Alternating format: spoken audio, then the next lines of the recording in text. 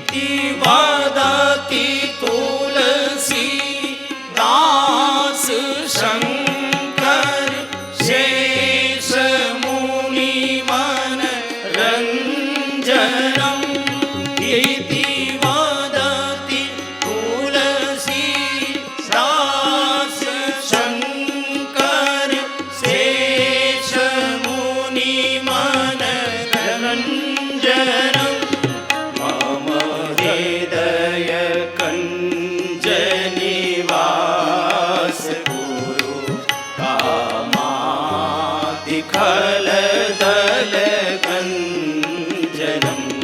श्रीरामचन्द्र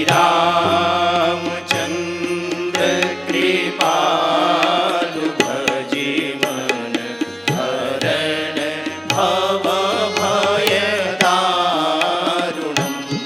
नवकञ्जलोचन कञ्जमुखकर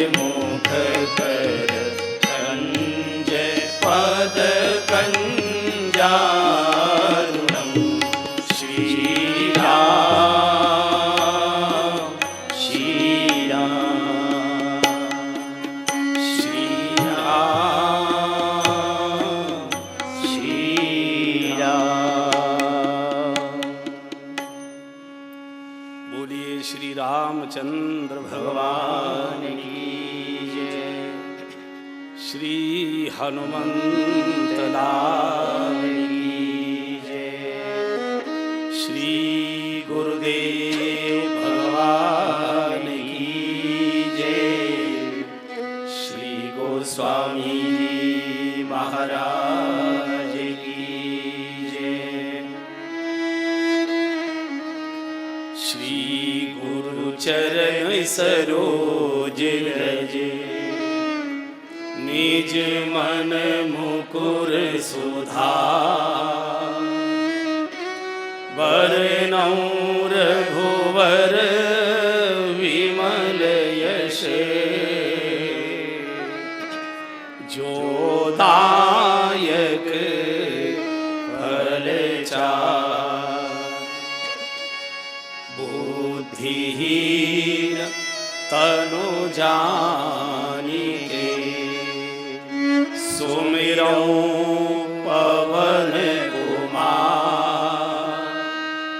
बल बुद्धि विद्या देहु मोहि हरहु कलेश विकार।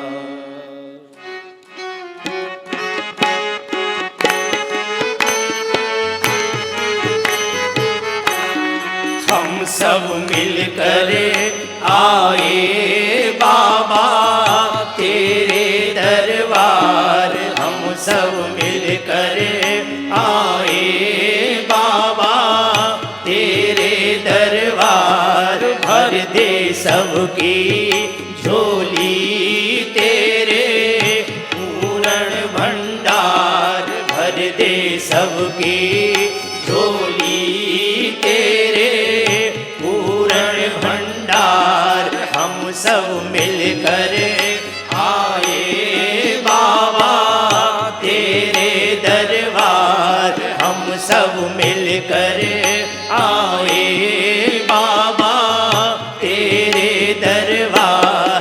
होवे जब प्रातः काल होवे जब प्रातः काल निर्मल होके तत्काल निर्मल होके तत्काल।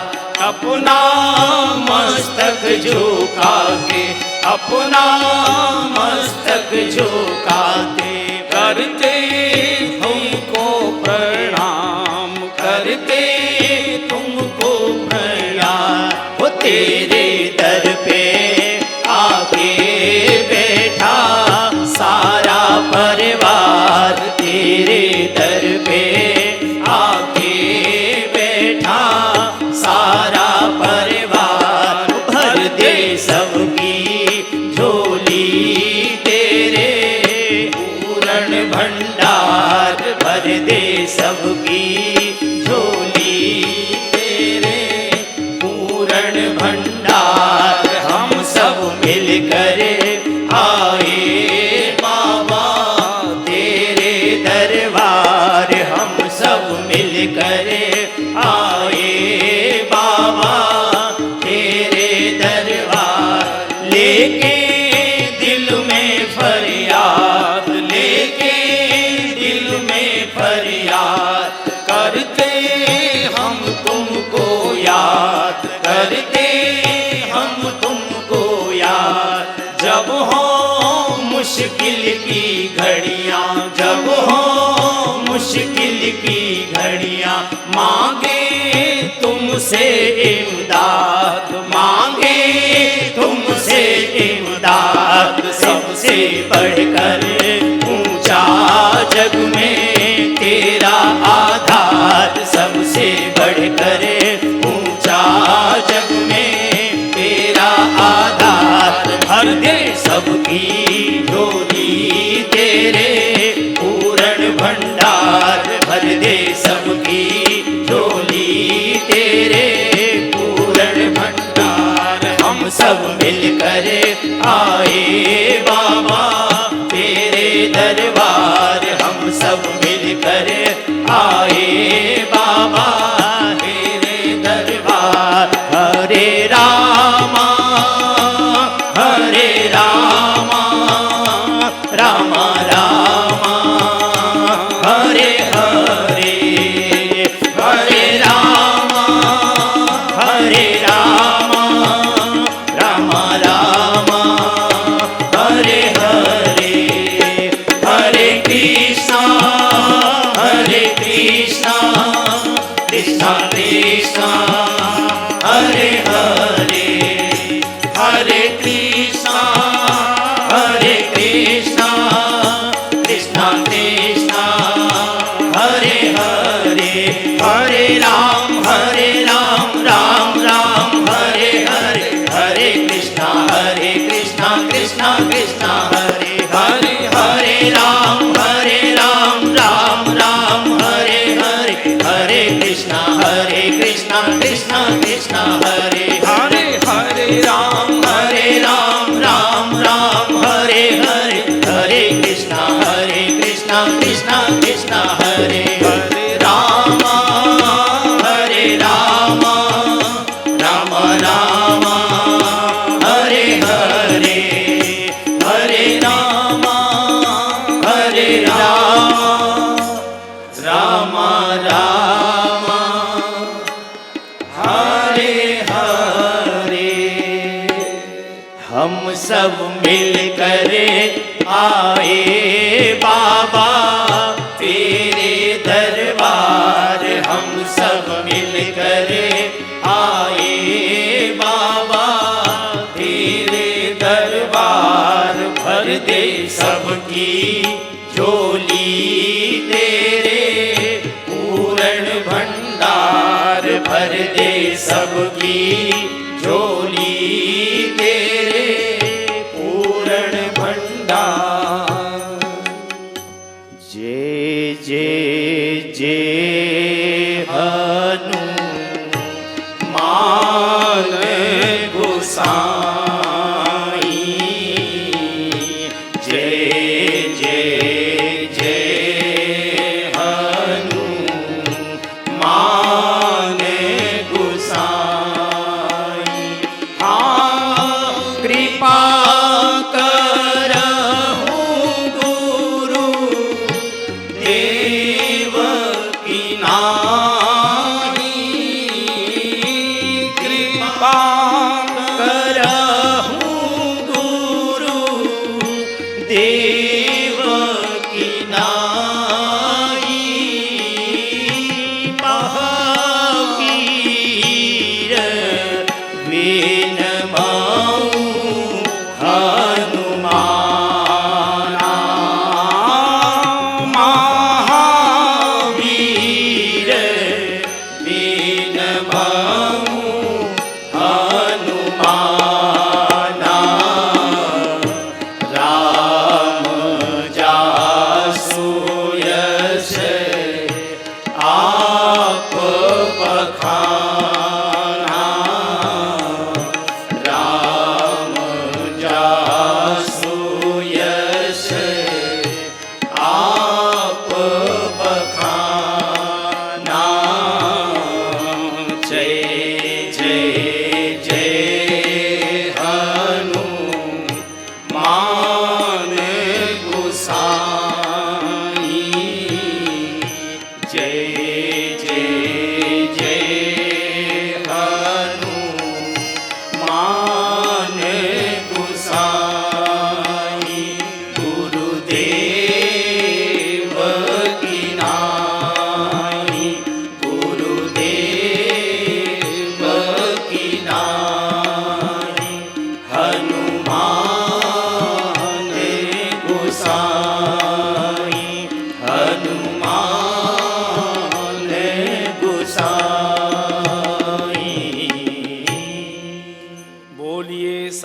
व्यासर भगवान की जय। श्री गुरुदेव भगवान की जय। आज के आनंद की जय। पूरे परिवार पूरे परिकर के सहित इस कथा के मुख्य सूत्रधार हम सबके अति प्रिय श्री गंगाधर जी को, अतिथि महान भावों के सहित आप सभी बंधुओं को, बहनों को मेरे और मेरी व्यासपीठ के सादर प्रणाम। और अब आइए इस परम पावन धाम में बैठकर जो हम पिछले 4 दिनों से कथा गा रहे हैं, अब सब मिलकर उसके विराम स्थल तक पहुंचाने का प्रयत्न करें। श्री हनुमान जी ने लंका को जला दिया। जो संतों को जलाने की कोशिश करता है उसकी स्वयं लंका भले ही सुवर्ण की क्यों न हो, जलकर खाक हो जाती है, भस्म हो जाती है।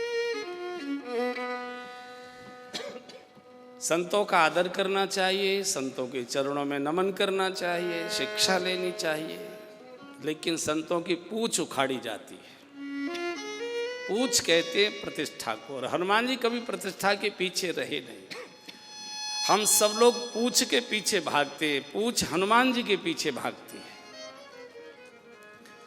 आपने देखा होगा हनुमान जी का चित्र देखिए, सालासर में तो चूंकि राजस्थान में जरा मूंछों का ज़्यादा ताव है, चूंकि राजस्थान थोड़ा मूंछ वाला प्रदेश है, यहाँ मूंछों की लड़ाई हुई है। पूरे राजस्थान में हमेशा मूंछों की ही लड़ाई हुई है। इसलिए जो लड़ाई से बचना चाहते थे वो राजस्थान से बाहर चले गए। कोई दिल्ली चला गया, कोई कलकत्ता चला गया, कोई कहीं चला गया, कोई गुवाहाटी चला गया। तो जिनको मूंछ की लड़ाई में भाग नहीं लेना था वो राजस्थान से बाहर चले गए। तो राजस्थान में आपने देखा होगा कि मूंछों की लड़ाई, महाराणा की मूंछ देखिए घास की रोटी को तरस गया। वो ऐतिहासिक बहुत से कारण हो गए, मैं उसमें नहीं जा रहा हूँ। तो यहाँ के हनुमान जी की मूंछ है, लेकिन देखो मेरे सामने जो हनुमान जी बैठे हैं आप देखिए उनके मूंछ नहीं है, और किसी हनुमान जी में मूंछ नहीं है। हनुमान जी की मूंछ दाढ़ी तो है। दाढ़ी अनुभव का प्रतीक, गंभीरता का प्रतीक होता है। दाढ़ी साधना का प्रतीक होता है। मूंछ तो ताव का प्रतीक है, क्रोध का प्रतीक है, अहंकार का प्रतीक। जिनके नहीं होती वो भी ऐसे ही करते रहते हैं, जिनके नहीं होते ना वो ऐसे ही करते हैं। एक बार गोस्वामी जी से किसी ने पूछा कि हनुमान जी के आपने मूंछ क्यों नहीं रखी। हनुमान जी की पूंछ इतनी बड़ी क्यों है? सारे बानरों में सब हनुमान जी की पूंछ, भगवान तो उनकी पूंछ, सब जो कोई पूछता है हनुमान जी की पूंछ करता है। हनुमान जी की सब में इतनी बड़ी पूंछ क्यों है? गोस्वामी ने कहा चूंकि हनुमान जी के मूंछ नहीं है इसलिए उनकी पूंछ है। और जो मूंछ के लिए लड़ते हैं वो अपनी पूंछ के लिए हमेशा रोते रहते हैं। हमें कोई पूछता नहीं, वहाँ गए किसी ने पूछा नहीं। अब तो बाकी को तो छोड़ दीजिए, अब तो बहू बच्चे भी नहीं पूछते हैं। बाहर बैठे द्वार पर, कैसे बैठे हो चुपचाप, कोई पूछता ही नहीं है। कहाँ गए, जहाँ जाओ, अरे साहब उनके यहाँ गए, भोजन की तो बात छोड़ो, पानी तक की भी नहीं पूछा। चूँकि हम मूंछ लेकर गए तो जहाँ मूंछ लेकर जाएंगे तो आप पूंछ का रोना रोते हुए आएंगे। हनुमान जी ने झंझट ही काट दिया और यहाँ से जानकी जी के पास आए। जानकी जी ने अपना चूड़ामणि उतार कर दिया और जैसे ही हनुमान जी ने मस्तक टेका कि माँ अब मुझे जाने की अनुमति दो, एकदम जानकी जी फिर फूट पड़ी। कहूँ कापे विधि राखहूँ प्राणा, कहूँ कापे विधि राखहूँ प्राणा, तुम तात कहत अब जाना,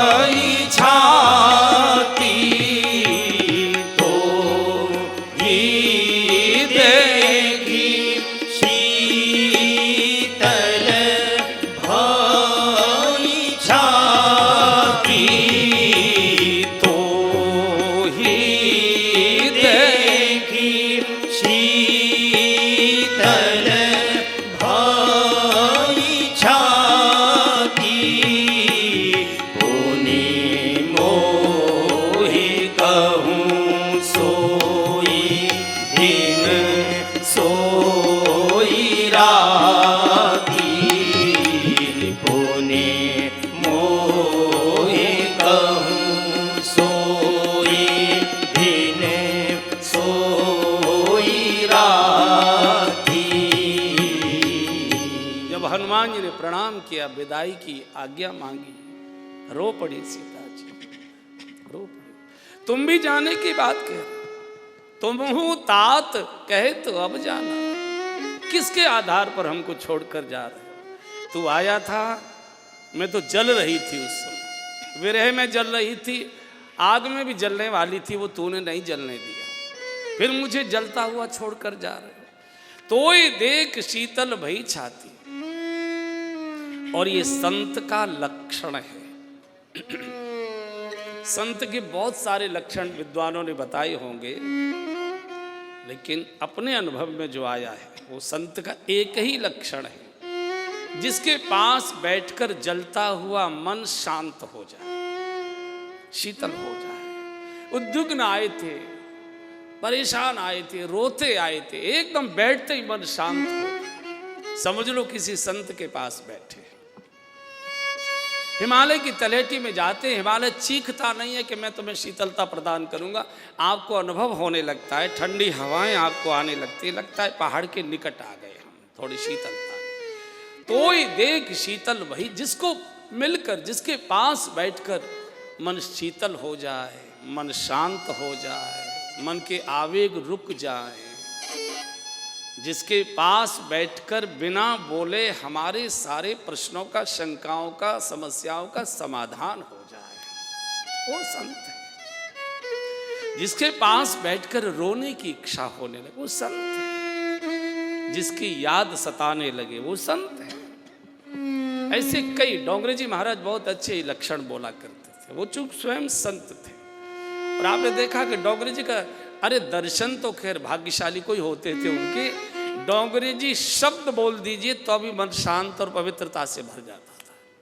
तो जिसके पास बैठकर दुर्गुण छोड़ने का संकल्प जगने लगे और सद्गुण जगने लगे, तो संत है। हनुमान जी उसी कोटि के। सीता जी कहते तोय देख शीतल भई छाती। हनुमान जी भरत जी के पास आते हैं, जब लौट कर लंका से प्रभु आए थे तो हनुमान जी को पहले भरत जी के पास बैठा था, तो भरत जी ने हनुमान जी का दर्शन करते क्या कहा, कपिता बदरस सकल दुख बीते, कपिता बदरस सकल दुख बीते, मिले आज मोहि राम प्रीते, मिले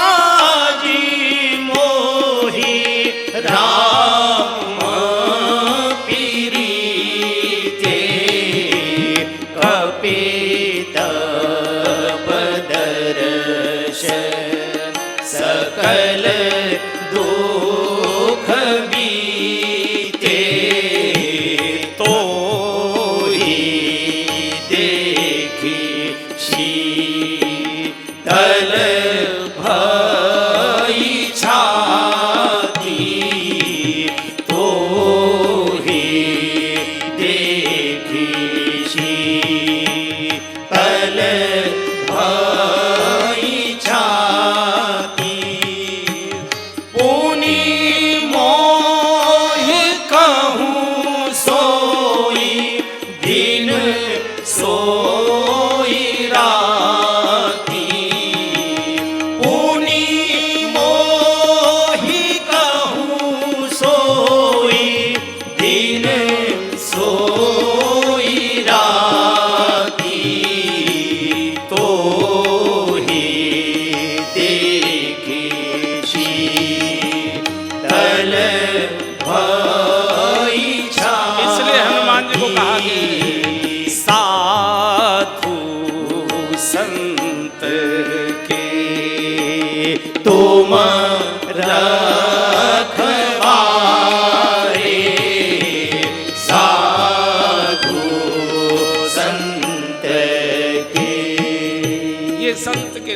है। हनुमान जी संत ही नहीं है, संतों के रक्षक भी है।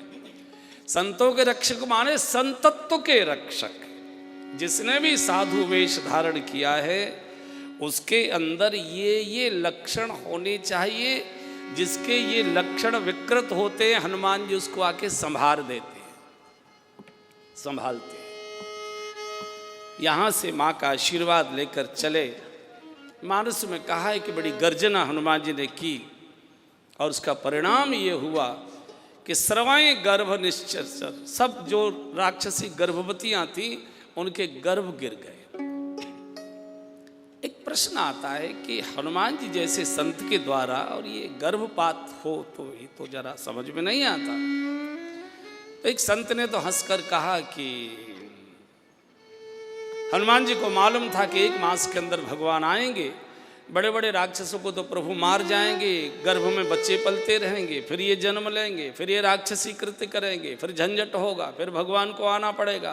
तो बार बार प्रभु को आने का झंझट न करना पड़े, एक बार में ही काम समेट दिया जाए। तो बड़ों को भगवान समेटेंगे, छोटों को मैं समेटे जा रहा हूँ। ऐसा कोई एक उपहास की बात ऐसा बोला, हो सकता है ये भी हो, लेकिन हनुमान जी बहुत विवेकी है।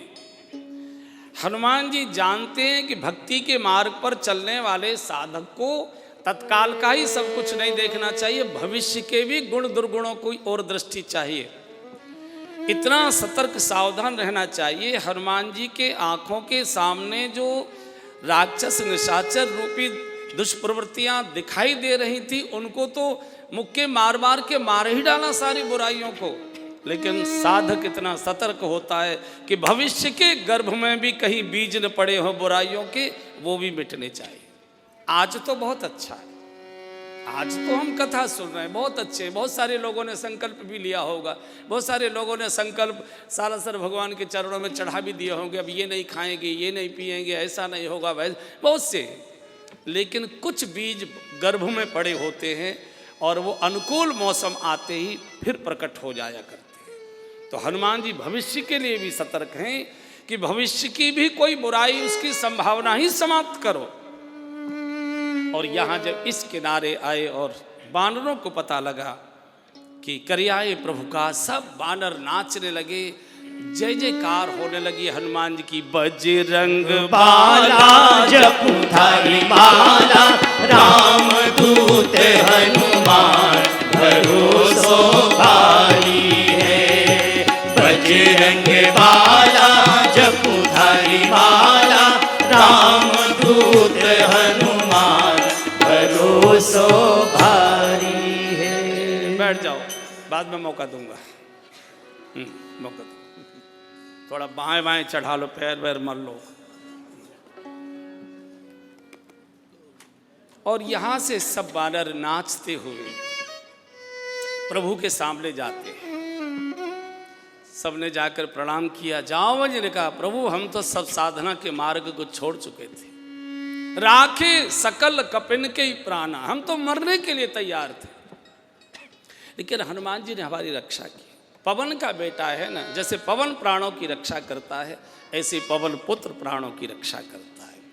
हनुमान ने जाकर प्रणाम किया, भगवान ये लीजिए। चलत मोहि चूड़ा मानि दीनी, चलत मोहि चूड़ा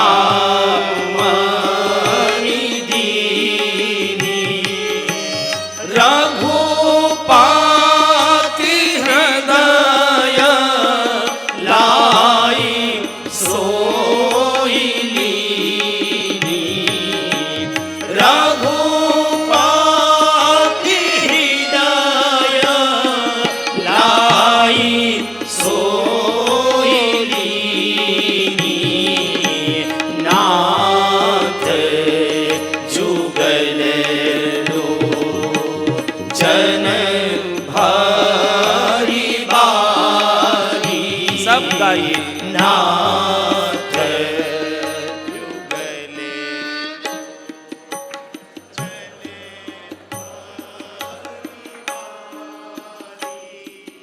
आज तो खिचड़ी थी न केवल जलपान में, और कुछ भी था। ओहो, इसलिए डकार ही नहीं आ रही है, आवाज कैसे निकले।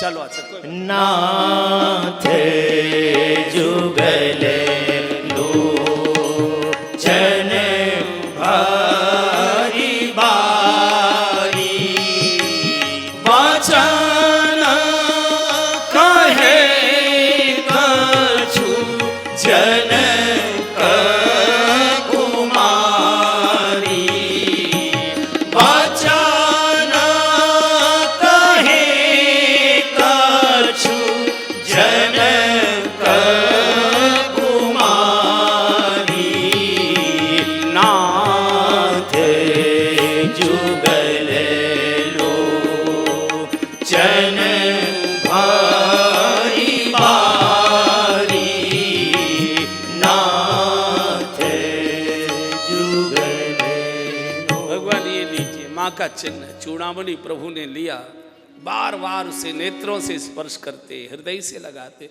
ऐसा लगता है कि चूड़ामणि के रूप में जानकी जी का एक नया अवतार हो गया, जैसे हृदय से जानकी जी ही लगी। बहुत देर तक प्रभु मौन हो गए। हनुमान जी ने कहा प्रभु पहले मेरी कुछ बातें सुनो। हाँ बोलो। जब मैं चला था तो दोनों आंखों में आंसू भर भर कर नाथ जुगल लोचन भरी बारी, जनक जी की बिटिया ने कुछ बात कही है, वो सुन लीजिए। यहाँ थोड़े हनुमान जी अविवेकी जैसे दिखाई दे रहे, जैसे कोई बालक अपनी माँ से कहे या बेटा अपने पिता से कहे पापा आपकी पत्नी आपको बुला रही है, तो कोई गलत तो नहीं है ये, लेकिन थोड़ा अविवेक है। माँ बुला रही है, अम्मा बुला रही है, तो ये थोड़ा अविवेक सा लगा। लेकिन हनुमान जी किस समय कौन सा शब्द बोलना चाहिए इसके ज्ञाता है। हनुमान जी भगवान के सोए हुए पौरुष को जगाना चाहते, क्योंकि भगवान का पौरुष भगवान विसार चुके हैं, उनको अपने धनुष बाण का भी सुमिरण नहीं रहा है, इतने विरह में जानकी जी के डूबे हुए थे, और युद्ध तो बिना पौरुष के हो नहीं सकता है। तो हनुमान जी ने एक ही वाक्य बोला कि जनक जी की बेटी ने जो कुछ कहा है, इस एक शब्द से हनुमान जी ने भगवान के सोए पौरुष को जगा दिया और मानसिक रूप से भगवान को किष्किंधा से उठाकर जनकपुर के विवाह मंडप में ले जाकर खड़ा कर दिया। अपने शादी के समय को याद करिए, जब फेरे पड़ने से पहले कन्यादान होता है, तो कन्यादान देते समय बेटी का पिता बहुत रोता है। माताएं तो गीत गाती है, लेकिन बाप रोता है, अब मेरी बेटी पराई हो रही। तो चूंकि बिटिया घर की इज्जत मानी गई है, और कोई भी बाप कोई भी पिता अपने घर की इज्जत चाहे जिस लड़के के हाथ में नहीं दे सकता, इसलिए वो ठोक बजाना चाहता अंतिम समय में कि अब मैं बेटी को दे रहा हूँ। सगाई वगाई लगन आदि तो टूट भी जाती है, कई बार बदल जाता है, लेकिन कन्यादान का समय तो बस पूर्ण है, उसके बाद तो कुछ बचा ही नहीं। तो आपने शादी के समय पुरोहित, चूँकि आपको संस्कृत के श्लोक मंत्र नहीं आता, तो पुरोहित जी बोला करते हैं, उसका अर्थ ये है, वर खड़े होकर कहता है कि आज मैं सारे समाज के सन्मुख अग्नि को साक्षी करके वेद मंत्रों के द्वारा आपकी बेटी को धर्म पत्नी के रूप में स्वीकार कर रहा हूँ, इसलिए आज से इसके भरण पोषण की, जीवन रक्षण की, धर्म संरक्षण की सारी जिम्मेदारी अब मेरी है। ये बोला जाता, मुसलमानों में भी कबूल कबूल कबूल ऐसे कहा जाता है। जब पिता ये निश्चिंत हो जाता है कि जिसके हाथ में मेरे घर की इज्जत जा रही है वो उसको सुरक्षित रखेगा, तब रोते रोते बेटी का हाथ वर के हाथ में देता है।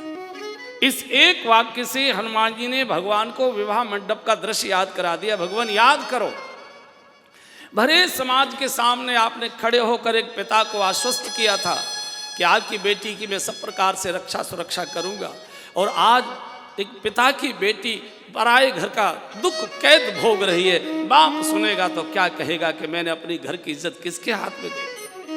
भगवान का भी भीतर से एकदम सारी भुजाएं फड़क, पूरा पौरुष जाग गया, पूरा। लेकिन भगवान ने सोचा कि हनुमान जानकी जी कितनी सुंदर चर्चा कर रहा है। देखो प्रेमी जो होता है, अपने प्रेमी का कोई मिलने वाला आता है तो खोद खोद के बातें पूछता, और क्या बात हुई, और क्या कहा, और कुछ कहा होगा, कुछ तो कही होगा, नहीं नहीं बस नहीं नहीं कुछ तो बात हुई होगी। वो बार बार उसी को सुनना चाहता। तो भगवान को भी लगा कि मैंने तुरंत कह दिया चलो लंका, तो ये जो सीता जी की मीठी मीठी बातें सुना रहा है ये नहीं सुनाएगा। और भगवान सीता जी का संदेश सुनना चाहते हैं, चर्चा सुनना चाहते हैं। तो भगवान ने थोड़ा सा कठोरता का सा नाटक किया। भगवान ने कहा हनुमान एक बात बताओ, तुम कह रहे हो जानकी जी बड़ी विरह में, बड़ी दुखी हैं, बड़ी ये है, बड़ी, अगर वे मेरे विरह में इतनी व्याकुल हैं, दुखी हैं, तो जीवित क्यों हैं? उनको तो प्राण छोड़ देने चाहिए। हनुमान जी ने कहा भगवान प्राण लेने के लिए यमराज कई बार आया, एक बार नहीं कई बार अशोक वाटिका में आया। माँ के शरीर में प्राण खोज खोज कर वो थक गया। जब माँ के शरीर में प्राण मिले ही नहीं तो यमराज क्या ले जाता? प्राण मिले ही नहीं। भगवान ने पूछा भाई प्राण तो शरीर में ही रहते, प्राण तो शरीर में रहते, तो जानकी जी ने प्राण कहाँ रख दिए अपने, किस लॉकर में बंद कर दिए?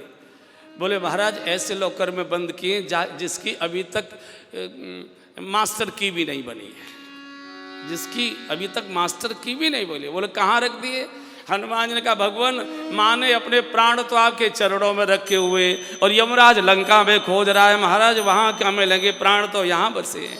प्राण बसे पद पंकज में, यम आवत हैं पर पावत नहीं। प्राण तो प्रभु आपके चरणों, और जिसने अपने मन प्राण भगवान के चरणों में रख दिए वह न यमराज आता है न यमदूत आते। इसलिए मैंने एक दिन बोला था भक्तों की मौत नहीं हुआ करती, भक्त चिरंजीवी होते हैं। मीरा नहीं मरी अभी, मीरा हमारी जीव में, जीवभा में, हृदय में, गीत में, संगीत में, यादों में है। सूर नहीं मरे, तुलसी नहीं मरे, नानक नहीं मरे, चैतन्य नहीं मरे, अपने दादाजी के दादाजी का नाम मर गया, आपको याद ही नहीं है। भक्त नहीं मरता है, परमार्थी नहीं मरता है। और सुनो भगवान, माँ ने जो अपने प्राण बचा के रखे हैं तो अपने हित के लिए नहीं रखे, बोले तो वो आपके लिए रखे हुए। किस लिए? बोले अगर, चूंकि वो 24 घंटे राम राम जपती है, अगर वे प्राण छोड़ देती तो दुनिया से राम नाम की महिमा मिट जाती। कोई राम नाम लेना पसंद नहीं करता। लोग सोचते जो राम नाम अपनी पत्नी को नहीं बचा पाया वो हमको क्या बचा पाएगा। महाराज हम उससे ज़्यादा मत खेलवाओ। जैसे कोई ज़्यादा बड़बड़ बड़बड़ बोलता हो तो आप क्या कहते हैं, अरे भाई देख बहुत देर हो गई, अब मेरा मुंह मत खुलवाए।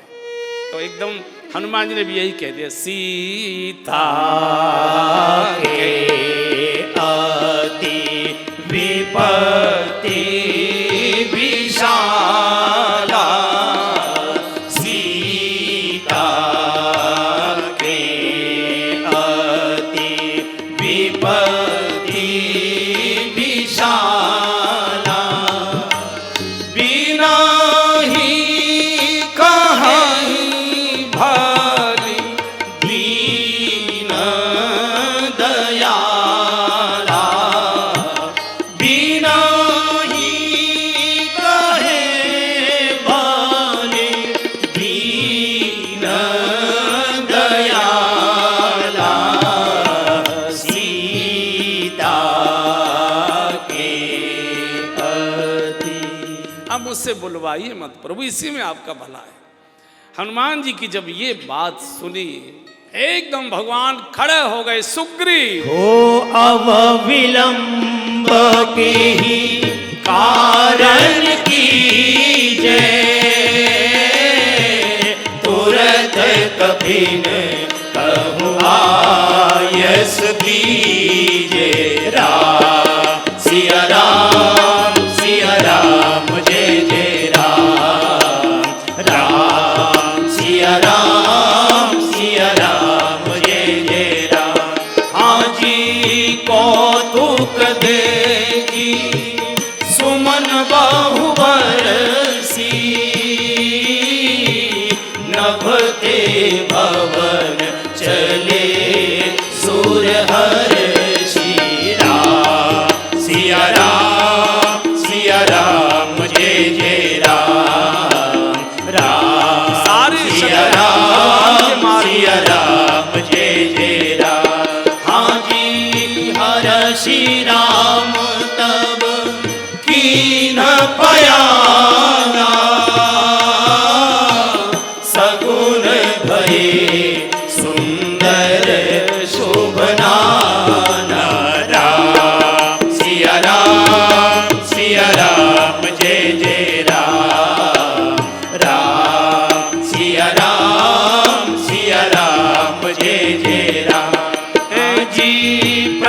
पयान जाना वैदेही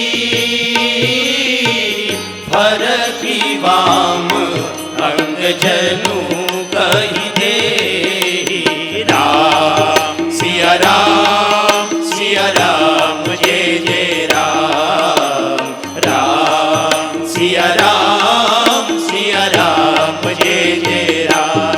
हाँ जी जोई जोई सगुन जानकी होई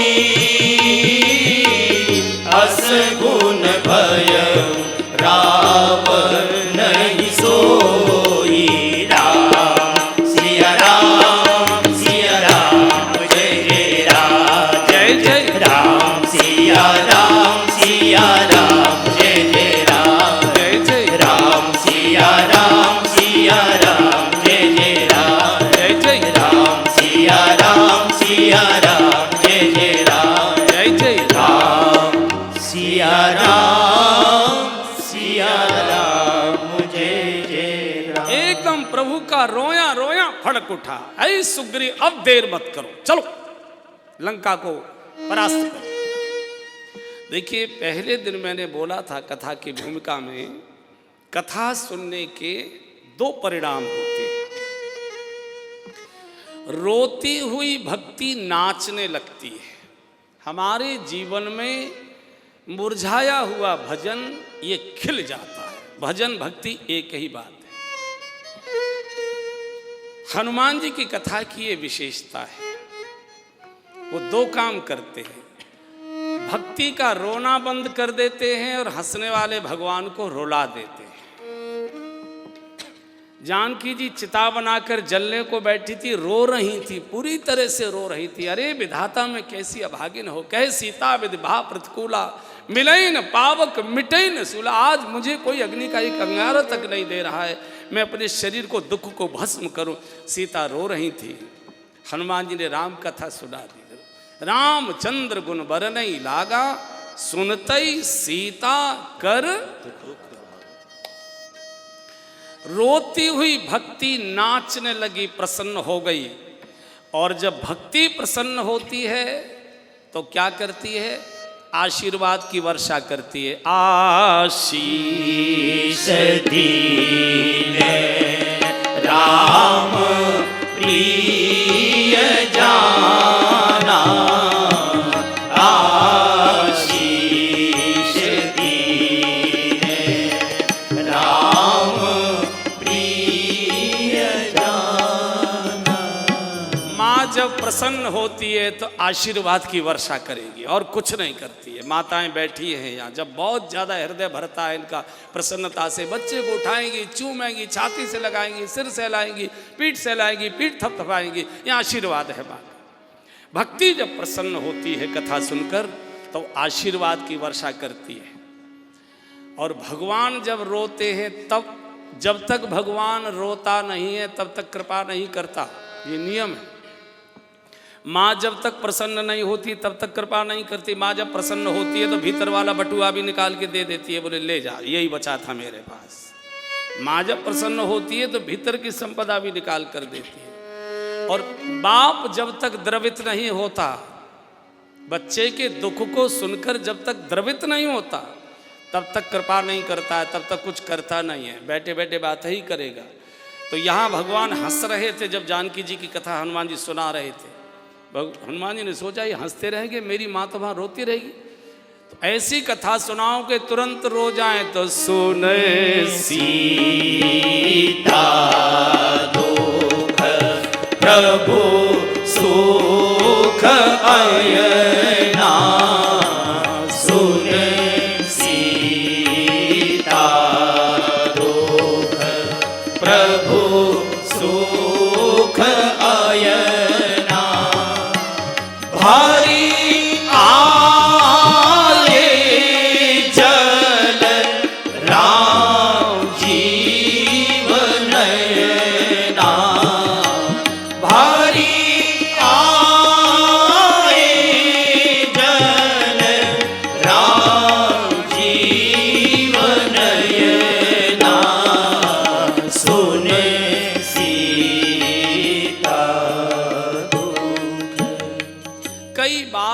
बच्चे ज़्यादा परेशान होते तो माँ अकेले में बैठकर पिता के पास बैठेगी, बच्चों के बाप के पास बैठेगी और रो रो कर बच्चों के दुख दर्द को कहेगी।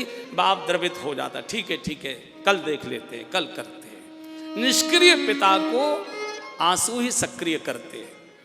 और आप देखिए भक्त जब रोते हैं तभी भगवान कृपा कर, जब तक भक्त रोता नहीं है, पुकारता नहीं है, गजने पुकारो मैंने गरुण बिसारो और ग्राहक पछाड़ो, सुनी प्रेम की पुकार। गजने पुकारो मैंने गरुण बिसारो और ग्राहक पछाड़ो, सुनी प्रेम की पुकार।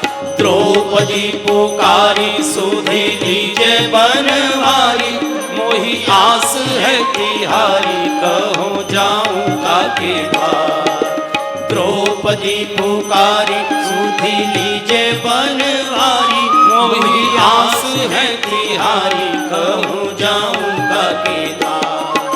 सुनी देर नहीं करी देर मैंने, सुनी देर नहीं करी देर मैंने, तुरंत ही चीर बढ़ायो बढ़ायो नाना दीन छायो, भक्तन ने मोहे नाना।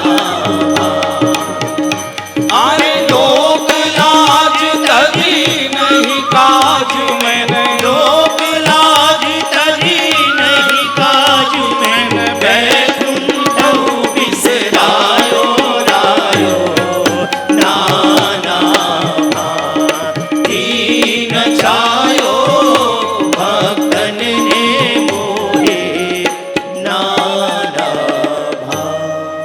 रोती हुई पुकार भगवान को एकदम सक्रिय कर देती है। गजने पुकारा दौड़ पड़े, नंगे पैर दौड़े। द्रौपदी ने पुकारा दौड़ पड़े। पिता जब तक द्रवित नहीं होता, रोना माने द्रवित नहीं होता, तब तक सक्रिय नहीं होता है। और माँ जब तक प्रसन्न नहीं होती आशीर्वाद नहीं देती है। माँ जब प्रसन्न होती है ऑटोमेटिक उसके हृदय के द्वार खुल जाते हैं। जैसे हवाई अड्डे पर जाते हैं ना, आपको वो खिड़की को धक्का नहीं देना पड़ता, आप जैसे जाकर खड़े हो दरवाजा खुल जाता है, खुलता है। तो हृदय माँ का प्रसन्न हुआ और यहाँ से सेना लंका की ओर चली।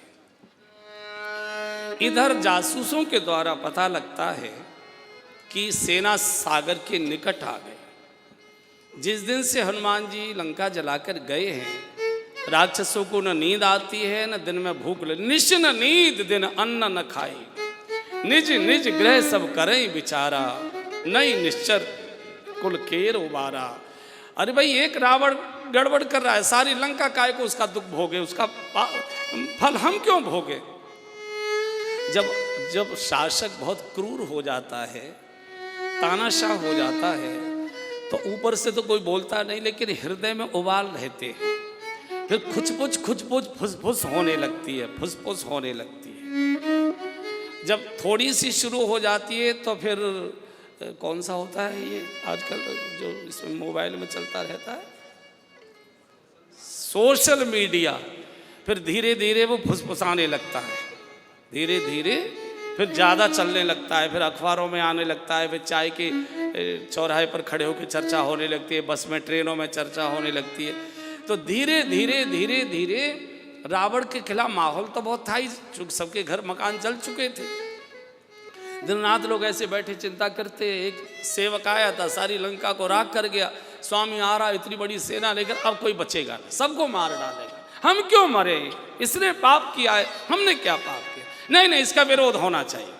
धीरे धीरे धीरे धीरे सांसदों में भी खुसफुस होने लगी। अच्छा, रावण की पार्टी के लोग भी थोड़े से खुसफुस करने लगे। बोले नहीं ठीक है, जनता की इच्छा है, इस पर एक बार विचार कर लिया जाए कि युद्ध करें कि न करें। जानकी जी को वापस करने से अगर लंका बचती हो, नरसंहार रुकता हो, तो कोई बुराई नहीं है। इस पर जनता की क्या राय है और संसद क्या कहता है, इसको एक बार देख लिया जाए। तो दबाव के सामने पता नहीं रावण कैसे झुक गया। जब सब खड़े हो गए ना, उसकी पार्टी के भी लोग, सारी जनता की। अच्छा, जासूस तो ये लोग लगाए रहते हैं। ये जो तानाशाह होता है, ये बहुत डरपोक होता है। जो भी तानाशाह होता है वो डरपोक होता है। वो अपनी पत्नी आदि की चारपाइयों में भी सीसीटीवी कैमरे लगा देता है कि, और ज़्यादातर आपने देखा होगा बिल्कुल निकटतम व्यक्ति ज़्यादा विद्रोह करता है। निकटतम व्यक्ति जब भी विद्रोह हुआ होगा तानाशाहों के खिलाफ उसके परिवार से हुआ होगा। तो रावण भी झुक गया। ठीक है, टीवी पर समाचार प्रसारित हो गया कि लोकसभा का, राज्यसभा का सामूहिक सत्र बुलाया जाएगा जिसमें विचार होगा कि युद्ध किया जाए कि न किया जाए, सीता जी को वापस कर दिया जाए, क्या। लोगों को बड़ी प्रसन्न, लोगों ने एक मांग की, बोले ऐसे नहीं, इसका लाइव टेलीकास्ट होना चाहिए, हम सुनना चाहते कौन सांसद क्या बोलता है, चूँकि हमारे वोटों से चुनकर गया है, हमारे विरोध में तो नहीं बोलता है। तो इस पर भी रावण तैयार हो गया।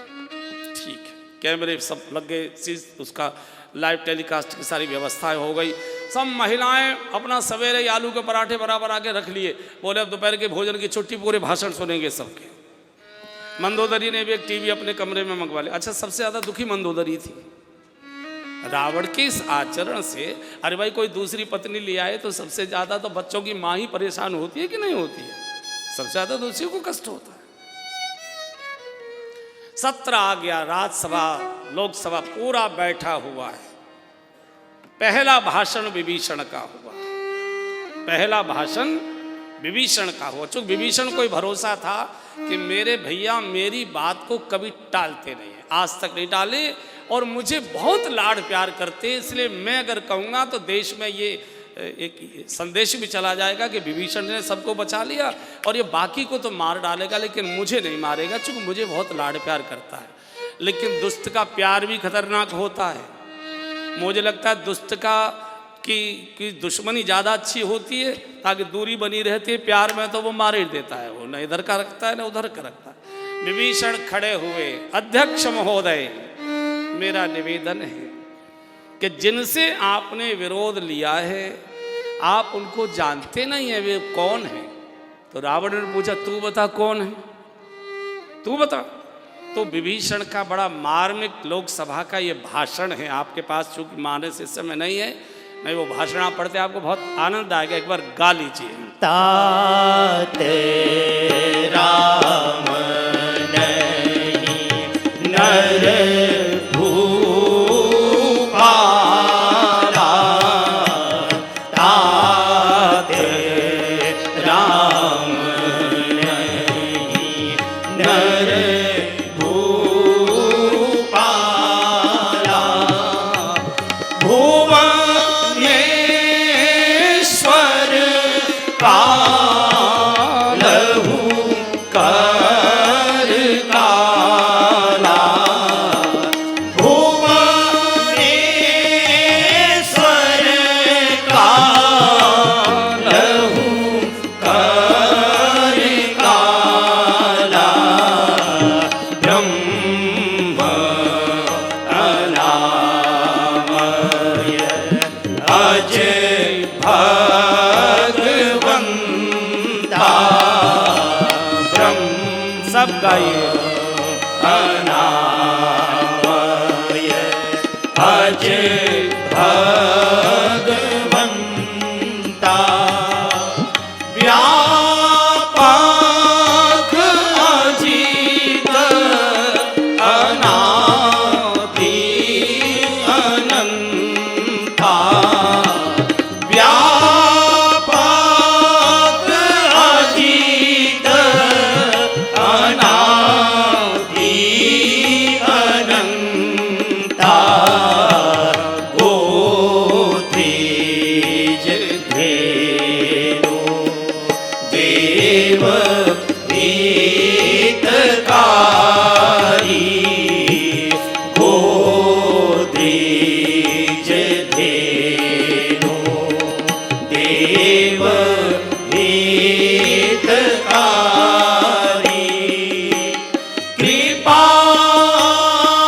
सिंधु मानुष तनुधारी, कृपा सिंधु मानुष तनुधारी,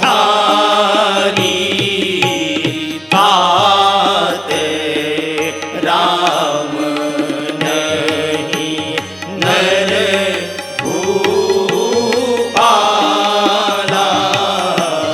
तात राम नहीं। पूरी मानस की सबसे दिव्य स्तुति है ये विभीषण के द्वारा भगवान के प्रति जो बोला है, तात जिनसे आपने विरोध लिया है वो श्री राम सामान्य मनुष्यों के राजा नहीं है।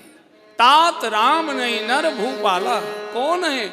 बोले भुवनेश्वर कालहुकर काला, अनंत कोटि ब्रह्मांड के नायक है, चराचर जगत के स्वामी, परात्पर परब्रह्म परमेश्वर है, गौ ब्राह्मण प्रतिपालक है, भूभार हरण का संकल्प लेकर आए हैं, राक्षसों के विनाश के लिए वो तत्पर हैं। वो श्री भगवान राम हैं, मानव लीला कर रहे हैं। तासों तात बैर नहीं कीजिए, आपने हमेशा मेरी बात मानी है, कभी टाला नहीं। बचपन से बहुत मुझे राखो मोर दुलार, दुलार करके मुझे आपने रखा है।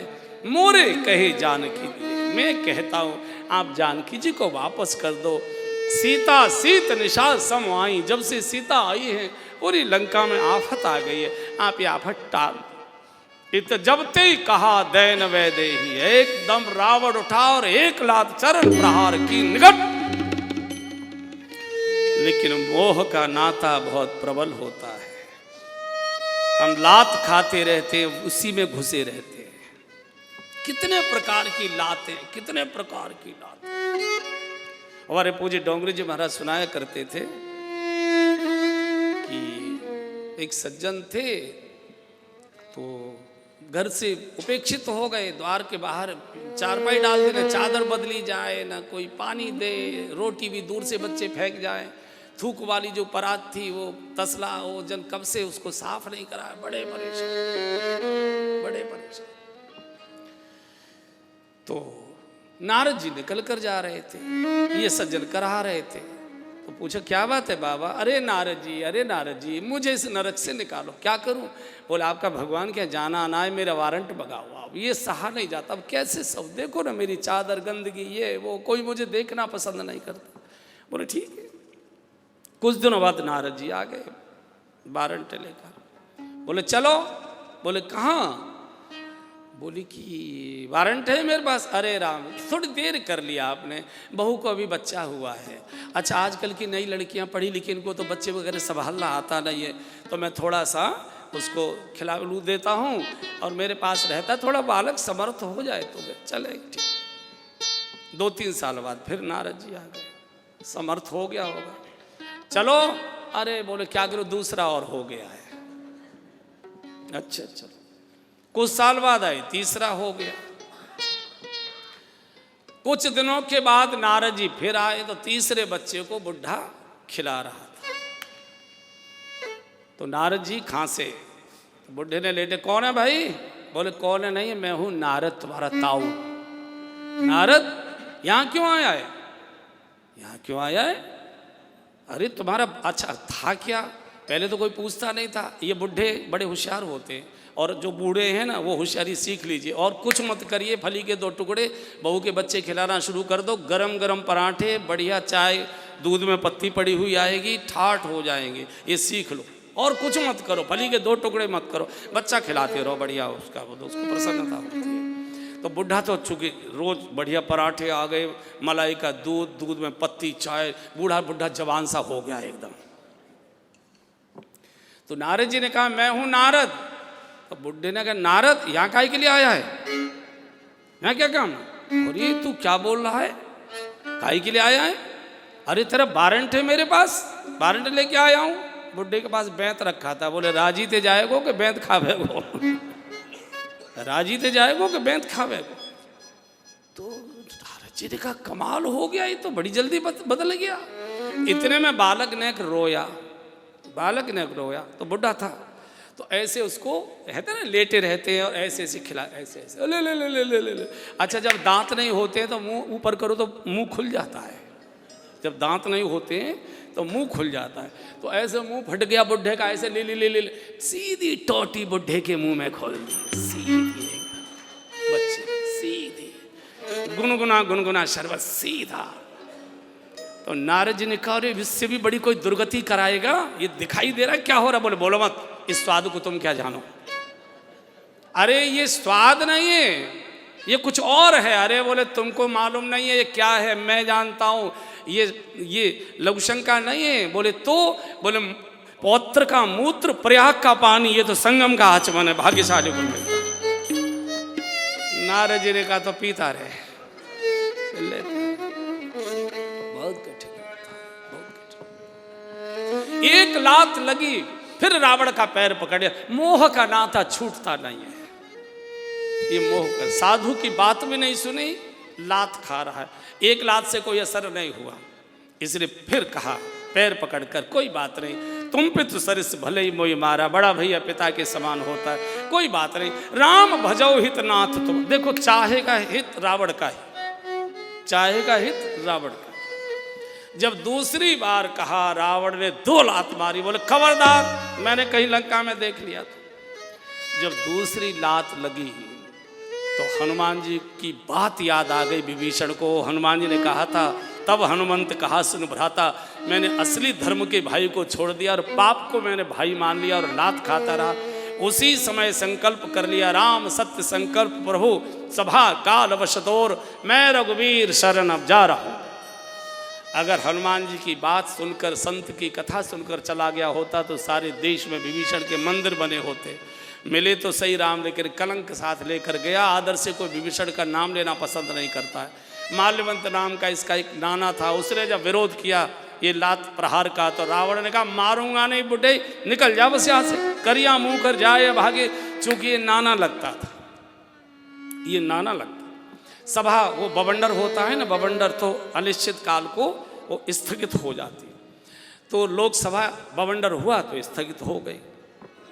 मंदोदरी टीवी देख रही थी, उसने सारा दृश्य देखा। विभीषण का आदर बहुत करती थी मंदोदरी, जो धर्मात्मा था, धर्मात्मा।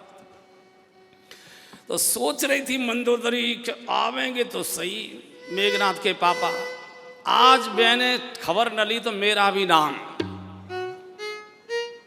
आ गए। रावण गुस्से में धम धम करते महल में आया।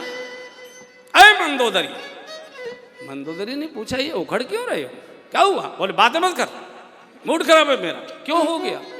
बोले विभीषण ने आज बहुत बदतमीजी किया, एक कप पहले कॉफी लेके आ।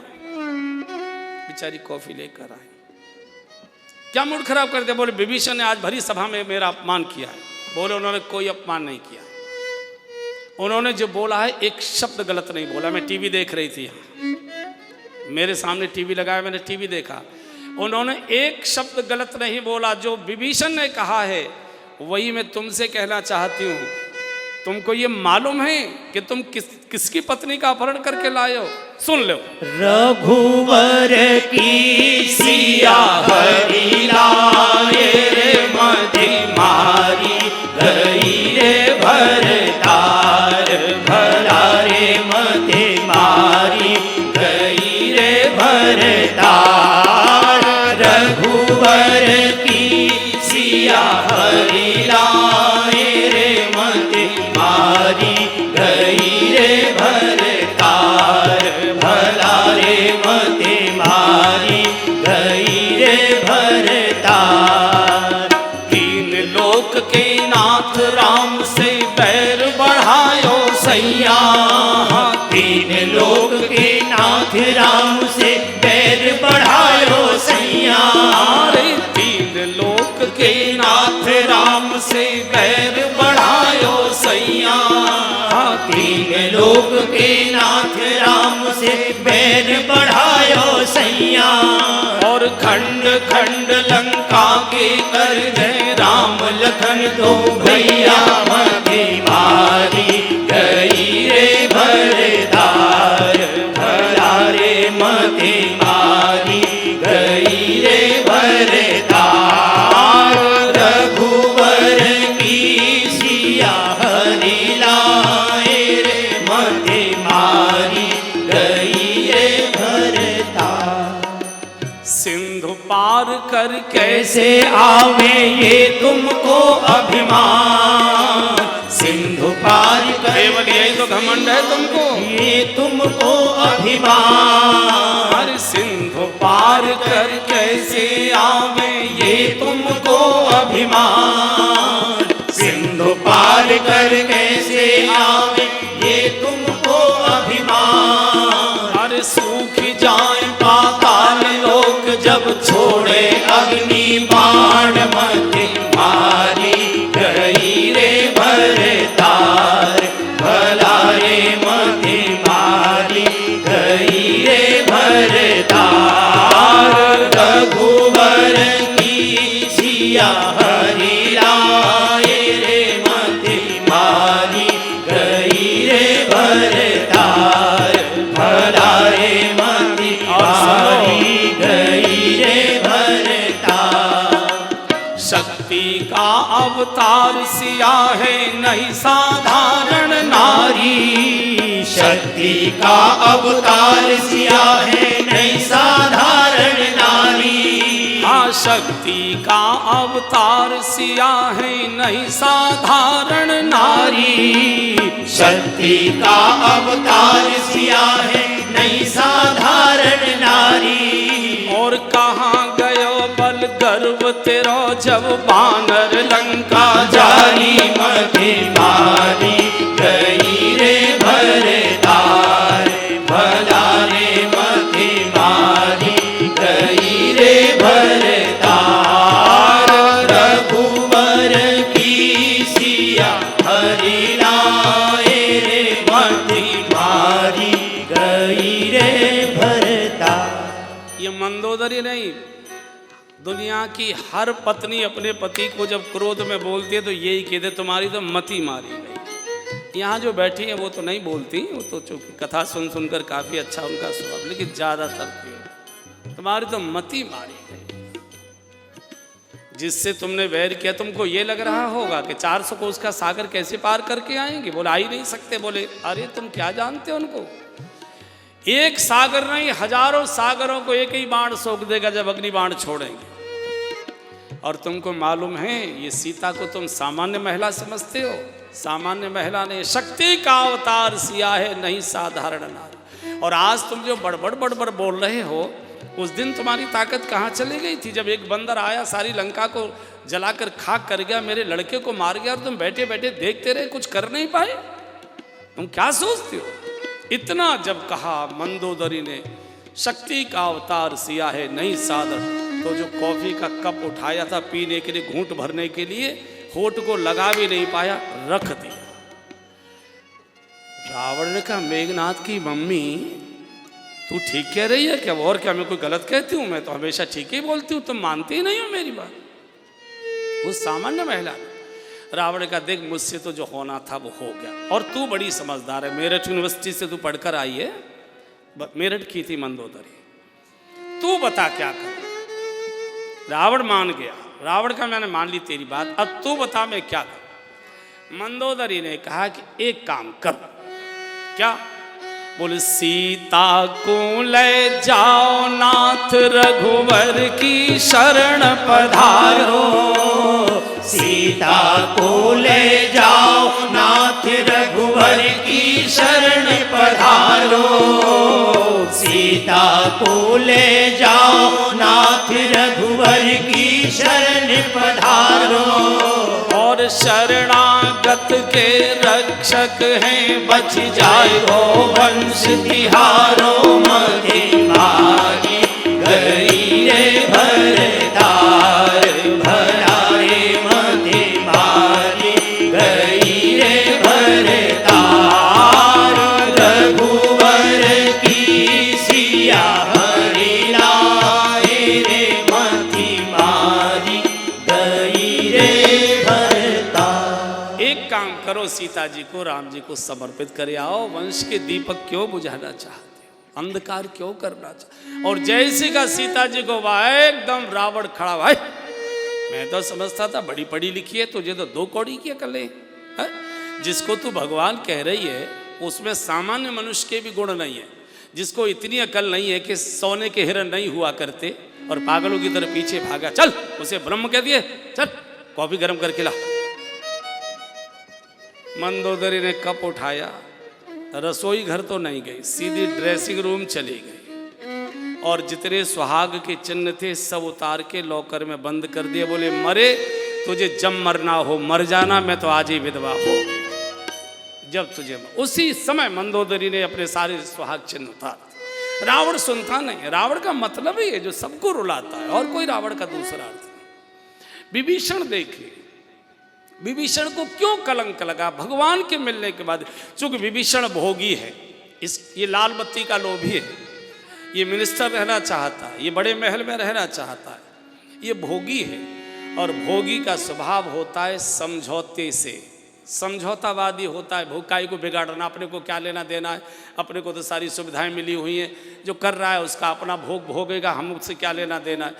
जो भोगी होता है वो समझौतावादी होता है, जो साधक होता है वो संकल्पवान होता है। साधना समझौते से नहीं हुआ करती, साधना संकल्प से हुआ करती है, और संकल्प से सोई हुई शक्तियाँ जगा करती है। भोगी तो जैसे तैसे अपना जीवन चलाना चाहता है, उसको कोई लेना देना नहीं। इसलिए देखिए समझौतावादी कैसे है। ये मंदिर भी बनाया हुआ है, पूजा भी करता है, आरती भी करता है, भगवान के चिन्ह द्वार पर लगाए हुए हैं, कथाएं भी कभी कभी आंगन में बिठा के करा लेता है, गौशाला भी चलाता है, हरिनाम का सुमिरन भी सुबह शाम कर लेता है। लेकिन सेवा रावण की करता है, बुराई का साथ देता है, बुराई का भला चाहता है, पाप के साथ खड़ा हुआ है, पाप से विरोध नहीं करता है। तो ऐसा व्यक्ति जिसने दोनों नावों में पैर रखे, घसीटन हो गई, जैसे हमारे जीवन की गाड़ी में दोनों ओर बैल जोड़ दी जाए, कितने भी साँटे मारो गाड़ी कहीं चलेगी नहीं। आगे वाले आगे की ओर खींचेंगे, पीछे वाले पीछे की ओर खींचेंगे, जो बैल ताकतवर होंगे उधर ही दिशा में गाड़ी चली जाएगी। सामान्यतः मनुष्य का यही हाल है। इसलिए मैंने बहुत आग्रह करता हूँ, स्वर्ग और नरक निर्णय करो। इस जन्म में केवल नरक का ही स्वाद लेना, मेरे पूजा पाठ की बातें बंद करो। पूजा भी हो रही है, ठाकुर जी भी घर में रखे, आरती भी हो रही है, धर्म कर्म भी हो रहा है, सब कुछ हो रहा है, और पाप भी चल रहा है। एकादशी का व्रत भी कर रहे हैं और झूठ भी बोल रहे हैं। पूर्णमासी को गंगा भी नहा रहे हैं और मिलावट भी कर रहे हैं, व्रत भी कर रहे हैं, दान पुण्य भी कर रहे हैं, रिश्वत भी ले रहे हैं, बेईमानियां भी कर रहे हैं। कैसे चलेगा? दिन में 4 सीढ़ी चढ़े, रात्रि को 5 सीढ़ी नीचे उतर गए। सवेरे शिवालय हो आए, सायंकाल मदरालय घूम आए, दिन में कथा सुन ली, रात्रि को क्लब में नाचे आए। तो ऐसे तो नहीं चलेगा। जीवन खचेड़न हुई जा रही है। स्थिति क्या हो गई? हमने घर में झाड़ू लगाई, कूड़ा बाहर निकाल के फेंक दिया सड़क पर, घर साफ हो गया, लेकिन खिड़की दरवाजा बंद करना भूल गए। जोर से कोई ट्रक बस निकली, कार निकली, जोर की हवा आई, सारा कूड़ा फिर हमारे घर में आ गया। फिर हमने बुहारी लगाई, फिर कूड़ा बाहर फेंका, फिर हवा के झोंके से कूड़ा फिर भीतर आ गया, और सारी जिंदगी बुहारी लगाते कूड़ा फेंकती हमारी निकल जाती है। और अंत में मरकर जब जाते तो एक हाथ में कूड़ा और एक हाथ में बुहारी, यही बचता है, यही बचता है। मैं बाकी की बात नहीं करता, जो सत्संग में रहते उनके जीवन में कुछ न कुछ संकल्प चाहिए। ये समझौतावाद, ये देखिए रावण सारी दुनिया के धर्म को मिटाने का संकल्प लिए हो। जय विद होय धर्म निर्मूला, धर्म को नष्ट करो, वेदों को समाप्त करो, मंदिरों के शिखर ढाओ, मूर्तियों को खंडित करो, गौशालाओं में आग लगाओ, ब्राह्मणों की बस्तियां उजाड़ो, स्त्रियों के गर्भ गिराओ, मुझे कहीं धर्म का दर्शन नहीं होना चाहिए।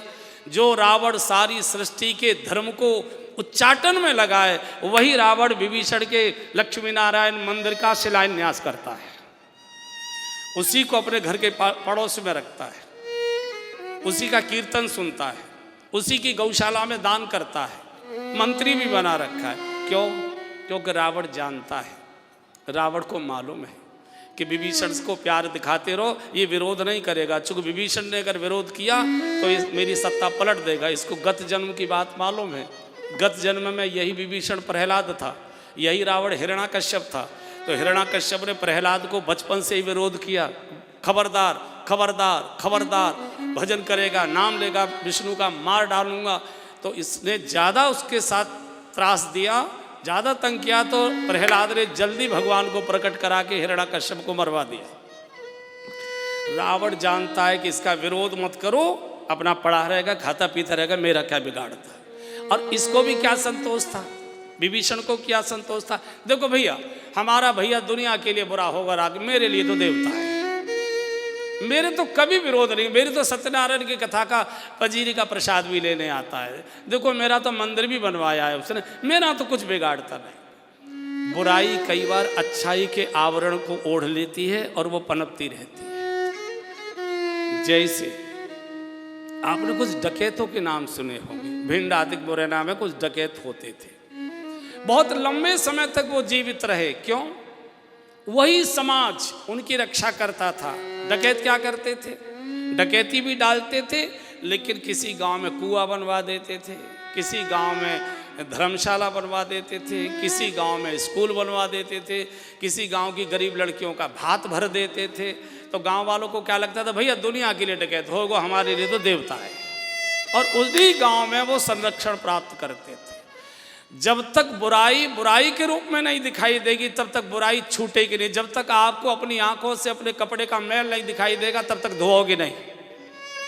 बुराई बुराई के रूप में जब दिखाई देती है तो एक क्षण नहीं रुक सकती। लेकिन जब बुराई को हम अच्छाई का तर्क देते थे, थोड़ा बहुत है तो सही, वैसे तो कोई हम नशा वशा ज़्यादा करते नहीं है, लेकिन सवेरे 2 बीड़ी इसलिए पी लेते कि पेट साफ नहीं होता, तो ये बीड़ी मरते दम तक छूटेगी नहीं आपकी, मरते दम। तो हमने बुराई को कुछ न कुछ अच्छाई का आवरण डाल दिया और बहुत लंबे समय तक ऐसे लोग लात खाते हैं। विभीषण भी लात खाता है, बिल्कुल ठीक यही उदाहरण महाभारत में देखिए।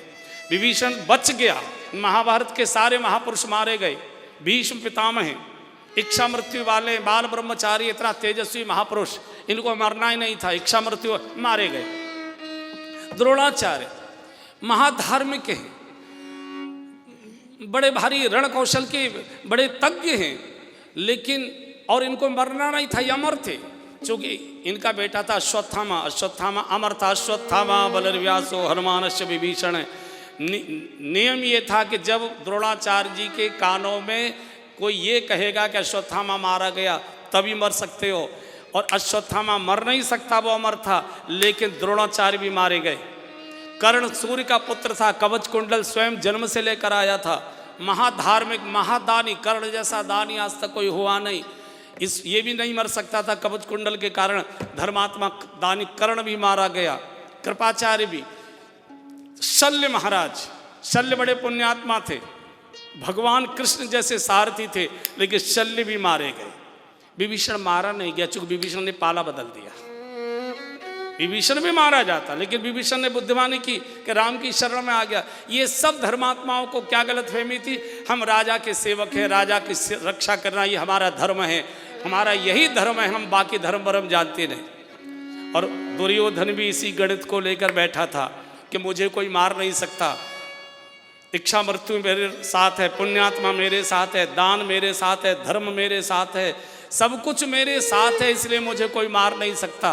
लेकिन इस गणित का, दुर्योधन का गणित धरा का धरा रह गया। सारे पुण्यात्मा धर्मात्मा मारे गए। क्यों मारे गए? धर्म तो कभी मरता नहीं है, लेकिन जो धर्म अधर्म को अमर बनाने के लिए लगा हुआ है, इस पर विचार करना पड़ेगा, वो धर्म है या ढोंग है। जो धर्म अधर्म को अमर बनाने के लिए प्रयत्न कर रहा है, तो अधर्म का साथ देने के कारण से कई बार धर्म भी मारा जाता है, पुण्यात्मा भी मारा जाता है। वही महाभारत में हुआ। दूसरा देखो, दर्शन देखो महाभारत का, जब पूरा का पूरा महाभारत के सब सैनिक मारे गए, अकेला दुर्योधन बचा, तो इसकी मां थी गांधारी। गांधारी ने बुलाया इसको, बोले कल नहा के मेरे सामने आना नंगा होकर, मैं अपनी आंखों की पट्टी खोलूंगी, तुझे देखूंगी ऊपर से नीचे तक, तेरा शरीर वज्र जैसा हो जाएगा और तुझे फिर कोई प्रहार नहीं कर सकता। चरित्र की दृष्टि से गांधारी कुंती से ज़्यादा श्रेष्ठ है। कुंती को कुंवारेपन में बच्चा हुआ था, तो थोड़ा सा गांधारी इस मामले में ज़्यादा ऊंची सीढ़ी पर खड़ी है, लेकिन तो भी गांधारी का भी पातिव्रत्य मारा गया। क्यों? अधर्म को अमर बनाने के लिए। तो जब पांडवों ने सुना कि तो गांधारी अपनी पट्टी खोलने वाली है, और अगर दुर्योधन अमर हो गया वज्र जैसा, तो फिर तो कोई अर्थ ही नहीं है। तो पांचों पांडव भगवान कृष्ण के पास जाके रोए कि अब तो युद्ध का कोई अर्थ नहीं है। भगवान बहुत जोर से हंसे। भगवान कभी कभी हंसते हैं, और भगवान जब हंसते हैं तो उसकी व्याख्या करने में विद्वानों को युग लग जाते हैं। कृष्ण से पूछा युधिष्ठिर जी ने कि हंस क्यों रहे हैं? बोले चिंता मत करो, घबराने की जरूरत नहीं। अरे बोले वो पतिव्रताएं, उनकी नेत्र में इतनी ताकत है कि वो उसे अमर कर सकती है। बोले कर सकती है, ये मैं भी जानता हूं, लेकिन वो अमर होगा नहीं। कारण बोले दुर्योधन को तो नंगा होना नहीं आता और गांधारी को अपनी पट्टी खोलनी नहीं आती, उसको पट्टी खोलनी आती ही नहीं है, इसलिए घबराने की जरूरत नहीं। और दुर्योधन को नंगा होना नहीं आता है। तो युधिष्ठिर ने पूछा कैसे? बोले अगर दुर्योधन को नंगा होना आता, जो दूसरे को नंगा करता है वो स्वयं कैसे नंगा होगा? वो तो दूसरे को नंगा करता है, तो भरी सभा में नंगा कर रहा था, उसको तो नंगा होना नहीं। नंगा होना यानी अपने दुर्गुण बोलना।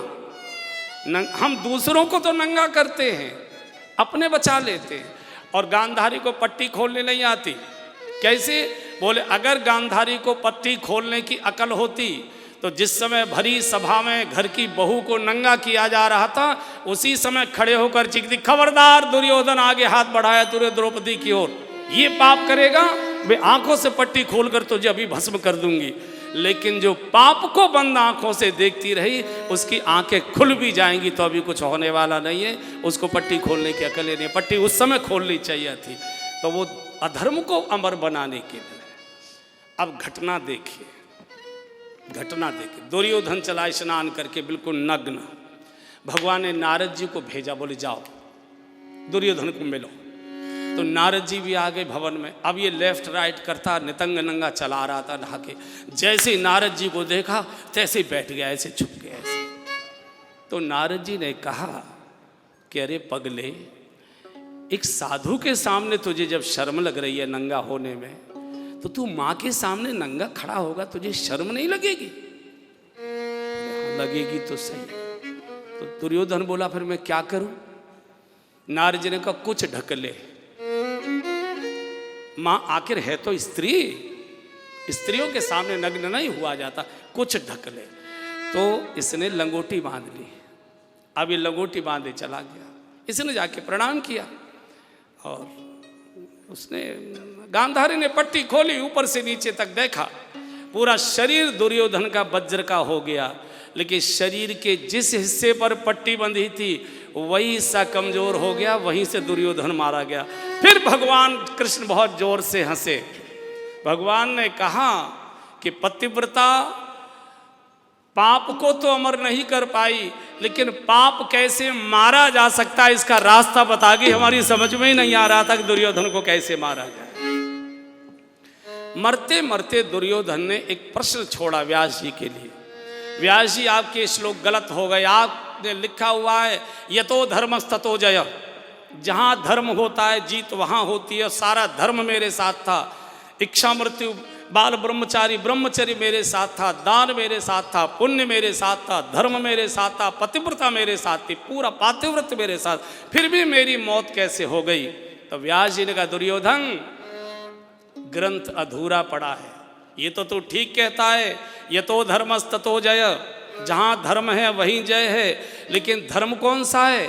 यतो कृष्णस्ततो धर्म, यतो धर्मस्ततो जय। भगवान जहां खड़े हैं वही धर्म है, और जहां धर्म है वही विजय है। विभीषण मारा जा सकता था, शरण में आ गया, और जो भगवान की शरणागत हो जाता है फिर उसको कोई मार नहीं सकता। जो एक बार भगवान की शरण में आ गया, सुंदर कांड का कोई दूसरा अर्थ नहीं है, दो ही अर्थ है। भक्ति देवी का आशीर्वाद देता है ये सुंदर कांड का पाठ और पारायण। और भक्ति आशीर्वाद क्या देती है?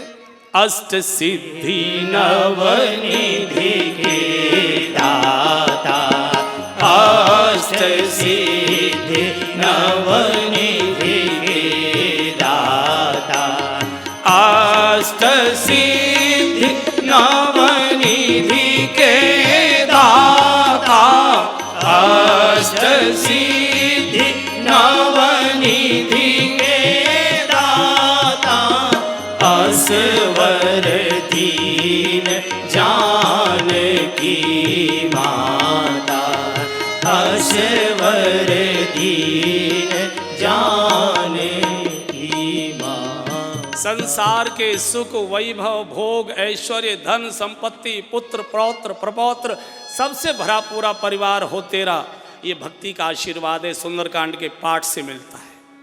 भक्ति का आशीर्वाद हमको भगवत प्रेम प्रकट करता है हमारे ऊपर, और सारा ऐश्वर्य वैभव प्राप्त होता है।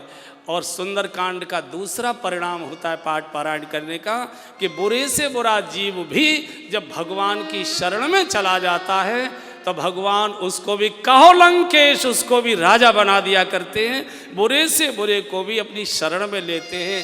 कोट विप्र बद लागे जाऊ, आवे शरण तजो नहीं ताऊ। भगवान की शरण भी मिलती है और जगत का वैभव भी मिलता है। यही सुंदरकांड का पाठ पारायण का अनुष्ठान का यही फल है। भक्ति का भी आशीर्वाद मिलता है और भगवान की शरणागति भी मिलती है। अब हम तो भगवान की शरण में जा नहीं सकते, उस समय तो भगवान प्रकट थे, तो भगवान की शरण में कैसे जाएं? उसका एक ही तरीका है, हर समय उठते बैठते सोते जागते चलते फिरते ये अपनी याद भगवान को कराते रहो और भगवान की याद आप भी करते रहो। हम तुम्हारे थे प्रभु जी, हम तुम्हारे हैं, हम तुम्हारे ही रहेंगे ओ मेरे भगवन। हम तुम्हारे थे प्रभु जी, हम तुम्हारे हैं, हम तुम्हारे ही रहेंगे ओ मेरे भगवन। तुम हमारे थे प्रभु जी, तुम हमारे हो, तुम हमारे ही रहोगे ओ मेरे भगवन। गाइए, तुम हमारे थे प्रभु जी, तुम हमारे हो, तुम हमारे ही रहोगे ओ मेरे भगवन। तुम्हें छोड़ सुन नंद दुलारे, कोई न मीत हमारो। तुम्हें छोड़ सुन नंद दुलारे, कोई न मीत हमारो। काके द्वारे जाई पुकारूं, और न कोई सहारो। काके द्वारे जाई पुकारूं, और न कोई सहारो। अब तो आगे बाह पकड़ लो ओ मेरे भगवन। अब तो आगे बाह पकड़ लो ओ मेरे भगवन। तुम हमारे थे प्रभु जी, तुम हमारे हो, तुम हमारे ही रहोगे ओ मेरे भगवन। इसका सुमिरन करते रहिए जब समय मिले। सुंदरकांड का पाठ थोड़ा थोड़ा 60 दोहे करने में देर लगती है। 5 आज 5 कल, ऐसे ऐसे 12 पंजे 60 हो जाएगा। 10 दोहे तो 6 दिन में हो जाएगा। आधा आधा जैसे आपको अच्छा, 15 तो 4 दिन में हो जाएगा। कभी ये खंडित नहीं होता, किसी की मत सुनिए कि एक ही साथ अखंड चलना। नहीं नहीं नहीं, भजन अखंड होता है, भजन अखंड होता है। पाठ गायन टुकड़ों में हो सकता है, लेकिन आपको ध्यान है कि ये आज पाठ कल होगा, आपको हर समय आते कि सुंदरकांड करना है, वो कभी खंडित नहीं होता। भजन के नाम पर लोगों को डरा बहुत दिया है, इसलिए जितना जैसे कर सकते हो करो। और हनुमान जी की बड़ी कृपा, सालासर धाम में हमको उन्होंने अपने घर में बिठाकर इतना सुखपूर्वक रखा और हमको ये मानस गायन का अवसर दिया। इसलिए चलते चलते धन्यवाद स्वरूप एक बार फिर हनुमान जी को। बजरंग बाला जपुधारी माला, राम दूत हनुमान भरोसो भारी है। बजरंग बाला जपुधारी माला, राम दूत हनुमान भरोसो भारी है। बजरंग बाला जपुधारी माला, राम दूत हनुमान भरोसो भारी है। लाल लंगोटो वालो तू, अंजनी माँ को लालो तू। लाल लंगोटो वालो हरि बोल, अंजनी माँ को लालो तू। राम नाम मत वालो तू, भक्तनि को रखवालो तू। राम नाम मत वालो तू, भक्तनि को रखवालो तू। सालासर तेरा भवन बना है, सालासर तेरा भवन बना है। सुन ले पवन कुमार भरोसो भारी है। अरे बजरंग बाला जपुधारी माला, राम दूत हनुमान भरोसो भारी है।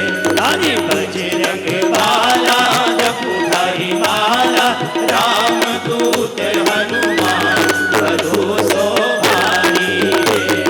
बल को तेरो पार नहीं, तेरो सौदा कार नहीं। बल को तेरो पार नहीं, तेरो सौदा कार नहीं। बल को तेरो पार नहीं, तेरो सौदा कार नहीं। शंकर को अवतार तू ही, साचो हिम्मत वार तू ही। शंकर को अवतार तू ही, साचो हिम्मत वार तू ही। शरण पड़े तो आने उबारे, शरण पड़े तो आने उबारे। सेवक करे पुकार भरोसो भारी है। बजरंग बाला जपुधारी माला, राम दूत हनुमान भरोसो हरि बोल।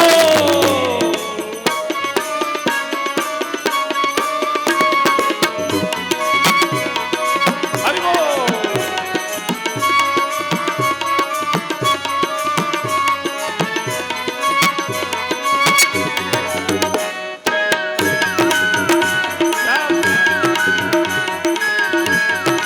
जय जय।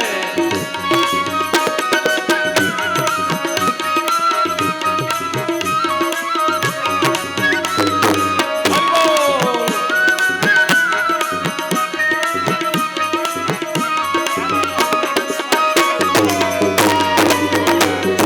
हरे हरे।